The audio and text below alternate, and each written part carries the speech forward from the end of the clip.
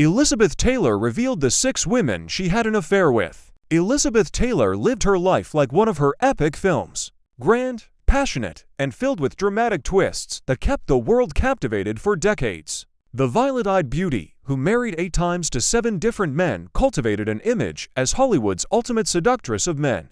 From her scandalous affair with Ed Pfizer to her tempestuous relationships with Richard Burton.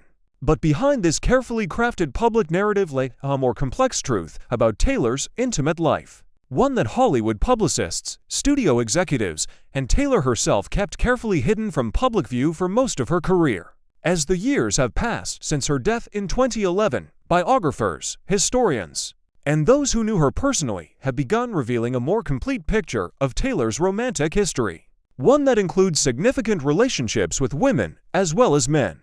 Elizabeth was far more complicated than the man-hungry screen siren the studios marketed, revealed a former MGM publicist who worked closely with Taylor during her peak years. Her appetites for love, for connection, for passion couldn't be confined to the narrow boundaries of what was considered acceptable for a female star in that era. This more nuanced understanding of Taylor's sexuality has emerged through decades of research, confidential interviews with those in her inner circle, and the gradual relaxation of the ironclad secrecy that once governed Hollywood's treatment of its stars' private lives. What has become increasingly clear is that Taylor's romantic history included significant relationships with women, connections that ranged from brief, passionate encounters to deeper emotional attachments. Elizabeth didn't see love in terms of categories or labels, explained a close friend who knew Taylor for over 4 decades. She fell in love with people who intrigued her, who matched her intensity, who weren't afraid of her power. Sometimes those people were men. Sometimes they weren't. Today, we explore the most significant of these relationships. 6 women who shared private intimacy with one of Hollywood's most public figures, illuminating a side of Elizabeth Taylor that adds new dimensions to our understanding of a woman who, even in death, continues to fascinate us with her complexity, her contradictions, and her refusal to live by anyone's rules but her own. Elizabeth Taylor's relationships with women reveal far more than just additional chapters in her romantic history. They provide crucial insight into the extraordinary complexity of a woman who lived her life on a grand scale while navigating the oppressive restrictions of her era.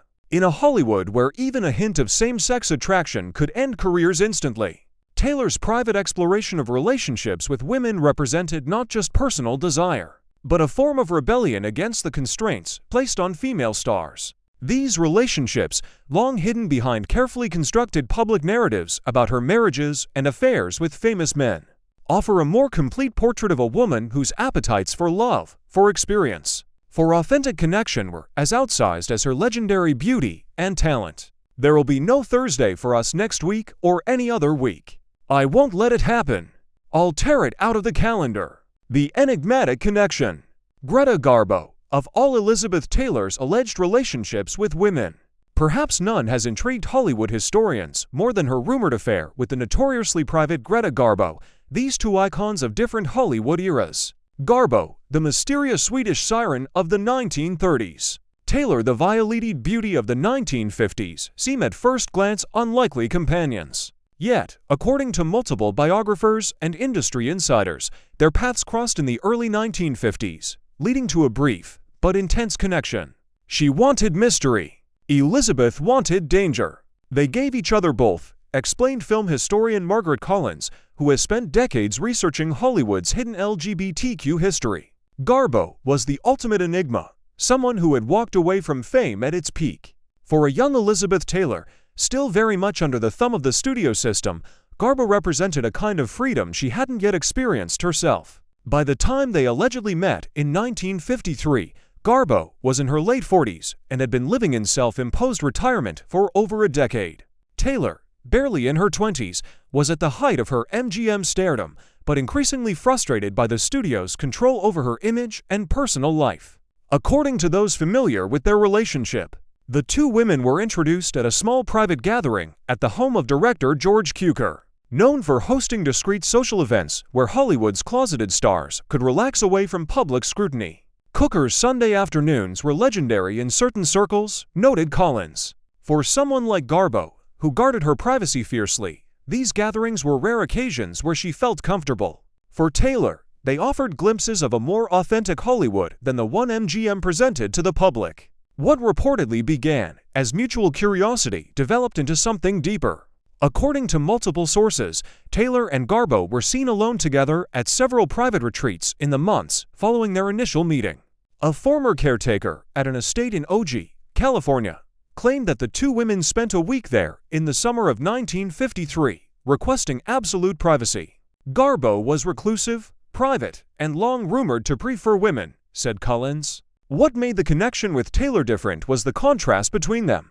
Garbo's Nordic reserve versus Elizabeth's passionate temperament, the fading legend, and the ascendant star. What drew these seemingly opposite women together? According to those who knew them, part of the attraction lay in their shared experience of being objectified by the Hollywood machine. Garbo having escaped it, Taylor still struggling within its constraints. They were both women whose physical beauty had been commodified by studios from a very young age, explained biographer Patricia Morrison. Both understood the strange experience of being treated as visual property rather than complex human beings. The alleged affair was reportedly brief, but significant for both women. For Garbo, it represented a rare moment of connection after years of self-imposed isolation. For Taylor, it offered a glimpse of possibilities beyond the conventional relationships the studios had orchestrated for her. Elizabeth would later say that Garbo taught her that privacy wasn't just something you protected, it was something you created. Claimed a longtime member of Taylor's household staff that there could be parts of yourself you never shared with the world. While neither woman ever publicly confirmed the relationship, the persistence of accounts from multiple credible sources suggests that this connection, however brief, represented a significant moment in Taylor's emotional and sexual development. It established a pattern that would continue throughout her life of seeking authentic connection beyond the boundaries of convention, regardless of gender. Hello, Mr. Harris. The rivals embrace Marilyn Monroe. Throughout the 1950s, the Hollywood press manufactured a rivalry between Elizabeth Taylor and Marilyn Monroe, casting them as opposing archetypes of feminine allure. Monroe was the blonde bombshell, the sex symbol whose overt sensuality masked her intelligence. Taylor was the dark-haired classic beauty, the lady whose refined elegance concealed her smoldering passions. The studios encouraged this perceived competition, understanding that nothing sold tickets like the suggestion of animosity between two of the screen's most desirable women.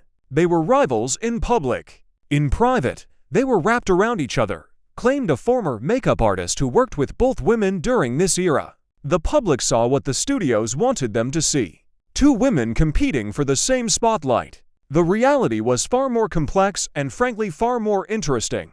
According to multiple Hollywood historians and insiders, Taylor and Monroe shared more than just the burden of overwhelming fame and objectification. They allegedly shared a brief, but intense intimate relationship that both women took great pains to keep hidden from the public eye.